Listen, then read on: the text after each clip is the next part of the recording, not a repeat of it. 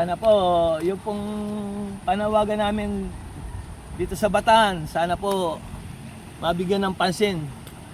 Yung ibang ilog wala pang recrap. Kagaya dito sa bandang dulo dito sa Hermosa.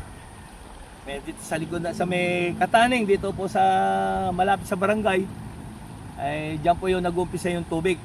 Meron pong hindi nare-recrap.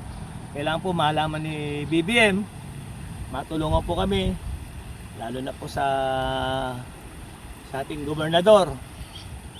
Sana po makuha yung pansin namin na marinig yung daing namin dito sa Kataning. Kaya po lumulubog dahil po dyan sa hindi maganda yung daanan ng tubig. Maliit po yung daanan ng tubig kaya bumabara at umaapaw po sa nasisirang Minangon dahil di po nakarekrap.